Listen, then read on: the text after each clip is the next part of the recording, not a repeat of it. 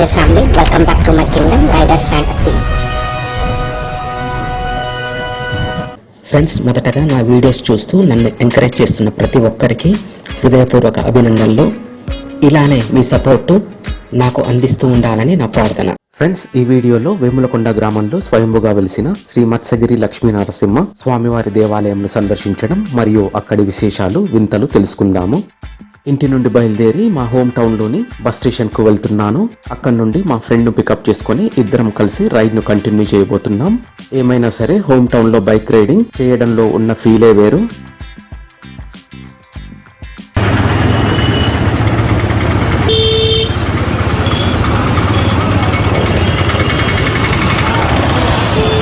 ఎప్పుడు వచ్చినావా?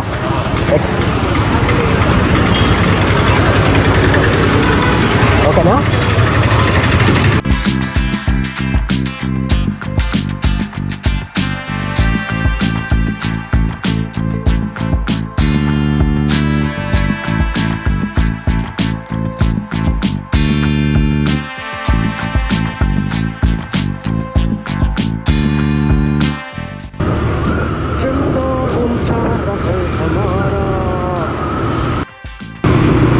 జెండా మస్తు ఉందిగా.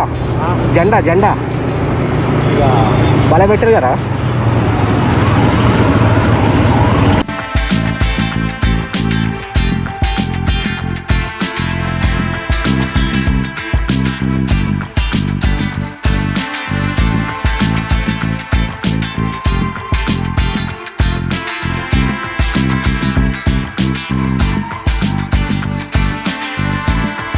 టైం 10:30 అవుతుంది. అయినా కూడా చలి గిలిగింతలు పెడుతుంది. తెలంగాణలో చలి ఈసారి విపరీతంగా ఉంది. ఇక ఎర్లీ మార్నింగ్ అయితే చెప్పాల్సిన పనే లేదు, గడ్డ కట్టుపోయేంత చలి ఉంది.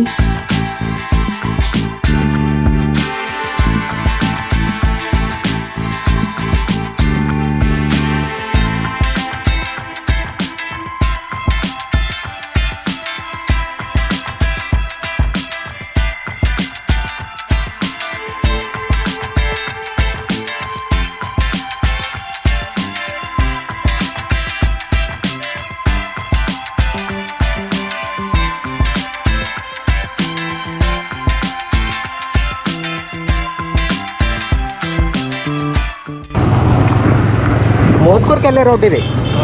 మోత్కూరుకి వెళ్ళే రోడ్డు చూడండి ఫ్రెండ్స్, రోడ్డుకి ఇరువైపులా ఎంత అందమైన పచ్చదనం ఉందో. శరీరాన్ని తాకుతున్న చల్లని గాలి, గాలికి వయ్యారంగా ఊగుతున్న చెట్లు.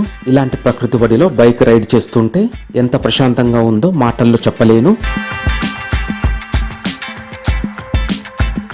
ఈరోజు జర్నీ మంచి పల్లెటూళ్ళ నుండి సాగుతుంది. విలేజ్ లైఫ్ అద్భుతంగా ఉంటుంది. మస్తు పీస్ఫుల్ లైఫ్ని ఎంజాయ్ చేయొచ్చు. అందమైన గ్రామీణ వాతావరణంతో కూడిన ఇల్లు మనసుకు ఎంతో ప్రశాంతతను కలిగిస్తుంది.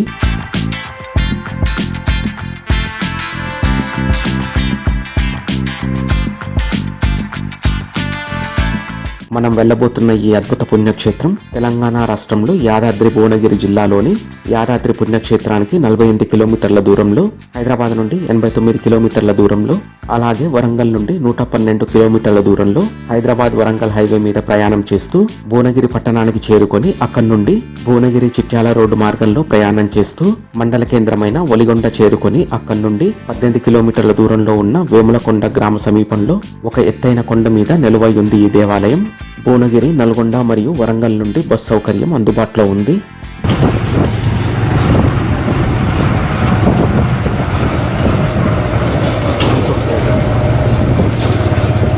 మనం ఇటు పోవాల్సింది, మనం పోవాల్సింది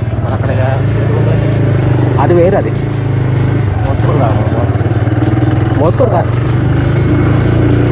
మనం ఇదే పెద్ద టౌన్ అనుకుంటా. గిద్ద టౌన్ ఇది.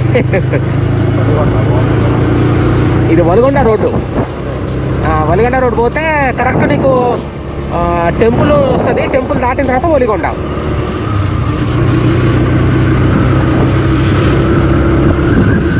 బాగుంటుంది రోడ్డు, మస్తు ఉంటుంది.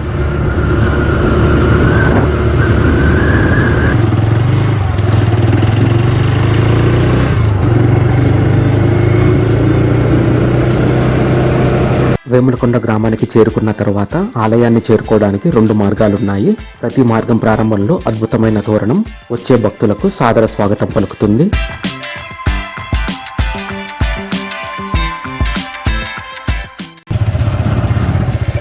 బోర్డు ఇటు సైడే ఉంది కదా, మత్స్యాత్రి. ప్రస్తుతం మేము వెళ్తున్న ఈ మార్గం పంట చేల మధ్య నుండి తీసుకెళ్తూ ఆలయం వద్దకు చేర్చుతుంది. ఈ మార్గం పూర్తిగా మట్టి రోడ్డుతో గుంతలమయంగా ఉంది. చూసి చూసి డ్రైవ్ చేయాల్సి వస్తుంది.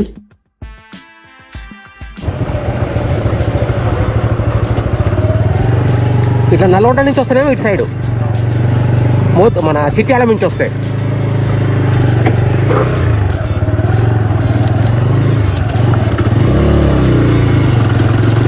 ఈ ఆలయం ఉన్న కొండను గమనిస్తే మత్స్యావతారంలో కనబడుతుంది. పూర్వం ఈ కొండ చాలా పెద్దదిగా ఉండేదని, స్వామివారు రాక్షస సంహార సమయంలో దీనిని 3 భాగాలుగా విడగొట్టారని, అప్పుడు ఏర్పడ్డ 3 గుండాలతో కలిసి కొండపైన కోనేరు ఏర్పడిందని చెప్తారు. కొండ స్టార్టింగ్కి వచ్చాము. ఫైనల్గా మంచి రోడ్డు వచ్చింది. రై రై అంటూ కొండపైకి దూసుకుపోతున్నాం. ఘాట్ రోడ్డు నెక్స్ట్ లెవెల్లో ఉంది. Welcome to ghat road, welcome to ghat road. మా బండి అసలు ఎక్కడెక్కట్లే పోతుందిరా.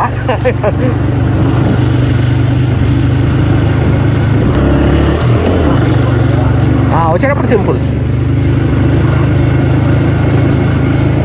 వా అజుడు సూపర్. ఓ అమ్మ,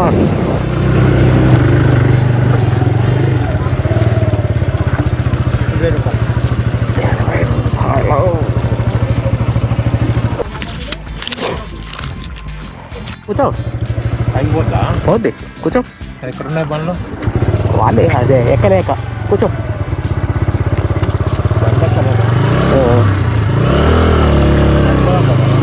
ఎందుకురా?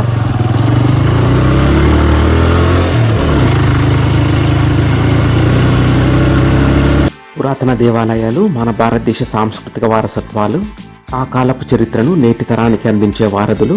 అలాంటి అద్భుత క్షేత్రాల్లో ఒకటైనది ఈ మత్స్యగిరి లక్ష్మీ నరసింహస్వామి దేవాలయం.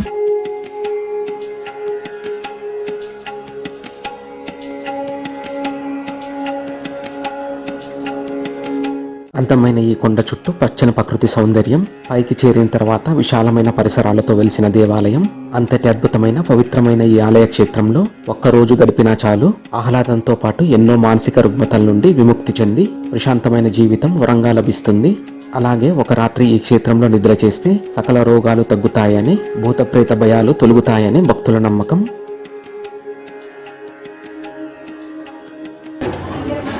ఎంత? 9:30 చేస్తారు. మామూలు దర్శనం. దర్శనానికి సంబంధించి టికెట్ తీసుకొని స్వామి దర్శనానికి వెళ్ళాము.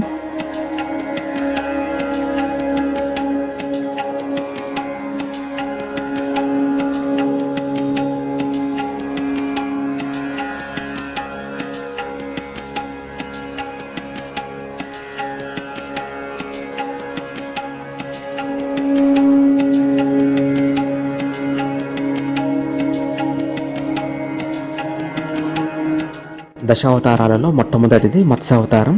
అలాంటి అవతారంలో ఇక్కడ వెలిసిన మత్స్యగిరి శ్రీ లక్ష్మీ నరసింహస్వామి యాదాద్రి తర్వాత అంతటి మహిమాన్వితమైన ఆలయంగా ప్రసిద్ధికెక్కింది. స్వామివారిని కనులారా దర్శించుకోవడం చెప్పలేని మధురానుభూతి. స్వామివారి దివ్య మంగళ రూపాన్ని ఎంత చూసినా తనివి తీరడం లేదు.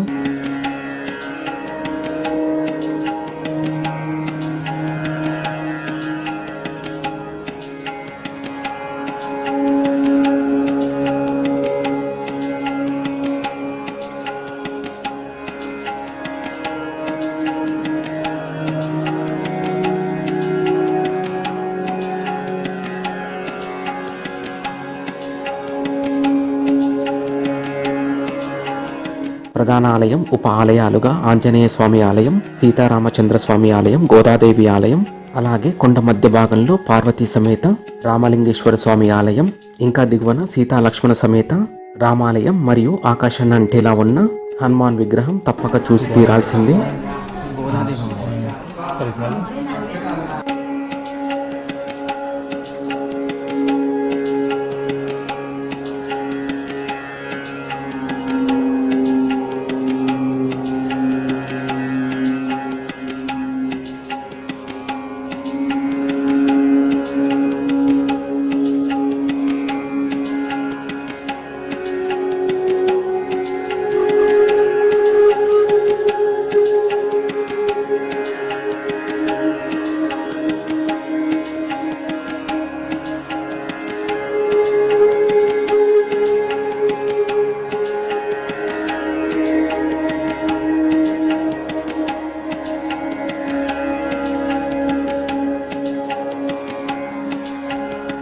ఈ ఆలయ క్షేత్రపాలకుడిగా ఆంజనేయ స్వామి పూజలు అందుకుంటున్నారు.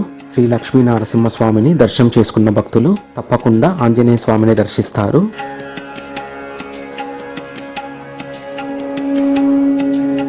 ఈ అద్భుత క్షేత్రంలో ప్రత్యేకంగా చెప్పుకోవాల్సింది ఇక్కడ ఉన్న అభయవృక్షం గురించి.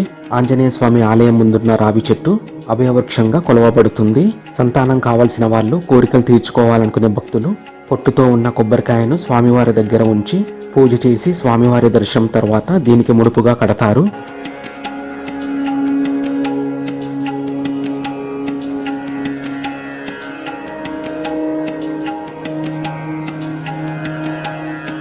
ఇక ప్రత్యేకంగా చెప్పుకోవాల్సింది స్వామివారి గర్భగుడి చుట్టూ నెలకొని ఉన్న అందమైన కోనేరు. ఇది విష్ణుగుండం, నామాలగుండం మరియు మాలగుండం అనే 3 గుండాల కలయికతో ఏర్పడ్డ కోనేరు. సముద్ర మట్టానికి 3000 అడుగుల ఎత్తున ఉన్న కొండపై వెలిసిన ఈ కోనేరులో నిత్యం నీటితో కలకల్లాడుతుంది. ఇందులోకి నీరు ఎక్కడి నుండి వస్తుందో ఎవరికీ అంతుపట్టని రహస్యం. సాలగ్రామ రూపంగా స్వయంభూగా వెలిసిన స్వామి పాదాల నుండి జలం ప్రవహిస్తూ ఈ కోనేరుని నింపుతుందని భక్తుల విశ్వాసం. ఈ కోనేరులో నీటి మట్టం పెరిగినప్పుడు ఈ 3 గుండాలు కలిసిపోయి అర్ధచంద్రాకారంలా వంపు తిరిగి ఒకే గుండంలా కనిపిస్తాయి. ఈ గుండం మధ్యలో 6 అడుగుల చేప విగ్రహం ఉంటుంది.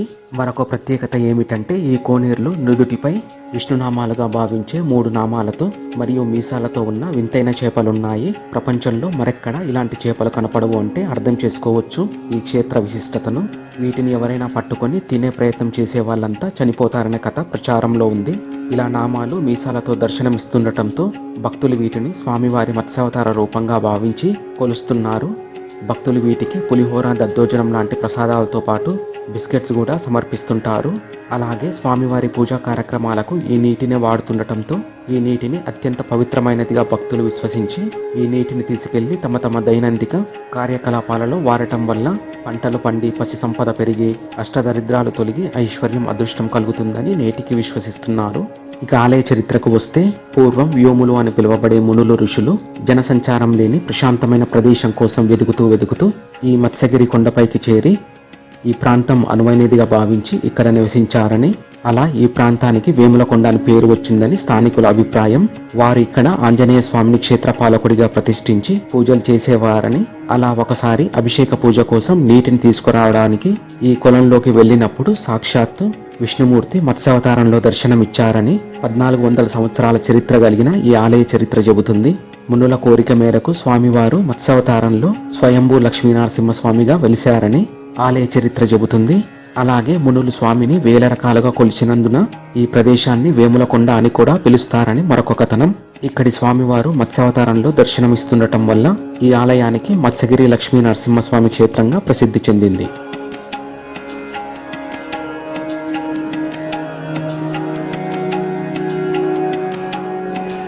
ఇగో ఇవి రూమ్స్, ఇవి కావాలంటే ఇక్కడ అకామిడేషన్ తీసుకోవచ్చు. కళ్యాణ కట్ట కూడా ఉంది.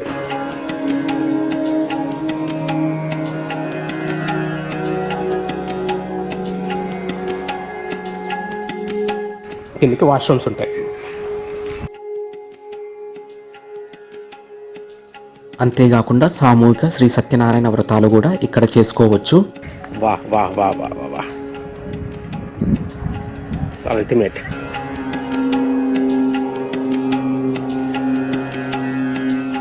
ఈ దేవాలయంలో వార్షిక బ్రహ్మోత్సవాలు జ్యేష్ఠ శుద్ధ త్రయోదశి నుండి బహుళ విధియ వరకు 5 రోజుల పాటు అత్యంత వైభవంగా జరుగుతాయి.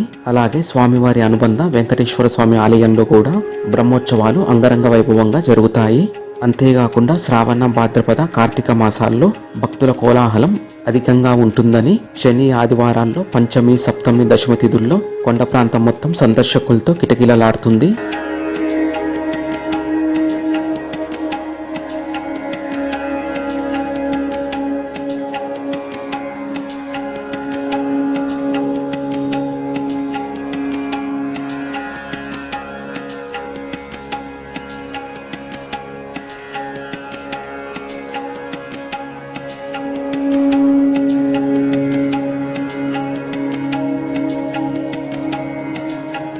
ఇంత పవిత్రమైన క్షేత్రాన్ని రాష్ట్ర నలుమూల నుండి విచ్చేస్తున్న భక్తులు స్వామివారి దివ్య దర్శనం చేసుకుని అపారమైన స్వామివారి కరుణా కటాక్ష అనుభూతిని వెంట తీసుకెళ్తారు.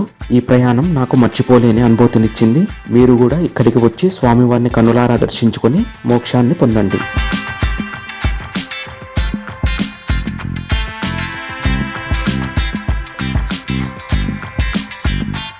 If you like anything, click on the like button, share the video. Subscribe my channel Rider Fantasy to watch more updated videos. Click on bell icon to get notifications of my future posts.